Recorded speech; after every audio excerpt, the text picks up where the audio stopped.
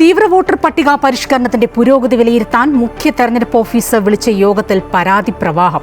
വിമർശനമുന്നയിച്ച് രാഷ്ട്രീയ പാർട്ടികൾ BLOമാരെ സമ്മർദ്ദത്തിലാക്കാൻ ഉദ്ദേശിക്കുന്നില്ലെന്ന് തെരഞ്ഞെടുപ്പ് ഓഫീസർ. പരിശീലനത്തിന്റെ കുറവുണ്ടെങ്കിൽ പരിഹരിക്കുമെന്നും രത്തൻ ഖേൽക്കർ. ശബരിമലയിൽ ദേവസ്വം മന്ത്രിയുടെ നേതൃത്വത്തിൽ അവലോകന യോഗം. ദേവസ്വം ബോർഡ് പ്രസിഡന്റും വിവിധ വകുപ്പുകളിലെ ഉന്നത ഉദ്യോഗസ്ഥരും പങ്കെടുക്കുന്നു. ശബരിമല സ്വർണ്ണക്കൊള്ളയിൽ നിയമപരമായി കേന്ദ്ര ഏജൻസികൾക്ക് ഇടപെടാമെന്ന് കേന്ദ്രമന്ത്രി ജോർജ് കുര്യൻ. ഇടപെടുമെന്ന് വിശ്വസിക്കുന്നുവെന്നും മന്ത്രി.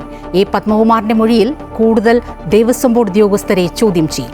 തദ്ദേശ തെരഞ്ഞെടുപ്പിൽ പ്രചാരണം ശക്തമാക്കി സ്ഥാനാർത്ഥികൾ. കോൺഗ്രസ് നേതൃത്വത്തിനെതിരെ വിമർശനവുമായി യൂത്ത് കോൺഗ്രസ് സംസ്ഥാന ജനറൽ സെക്രട്ടറി. അടികൊണ്ടവർക്കും ജയിലിൽ കിടന്നവർക്കും സീറ്റില്ലെന്നും വോട്ടില്ലാത്തവർക്ക് വീട്ടിൽ പോയി ഷോൾ അണിയിച്ച് സ്ഥാനാർത്ഥിത്വം കൊടുക്കുന്നുവെന്നും VP ദുൽഖിഫിൽ.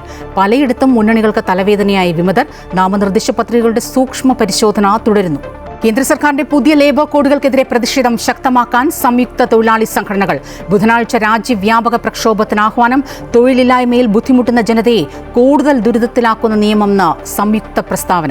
ജോഹന്നാസ്ബർഗിലെ G20 ഉച്ചകോടിയിൽ പ്രധാനമന്ത്രി നരേന്ദ്രമോദി ഇന്ന് സംസാരിക്കും. വ്യാപാര രംഗത്തെ അധിക തീരുവയുൾപ്പെടെയുള്ള നിയന്ത്രണങ്ങൾക്കെതിരായ ഇന്ത്യയുടെ നിലപാട് വ്യക്തമാക്കും. നാളെ IBSA ഉച്ചകോടിയിലും മോദി പങ്കെടുക്കും.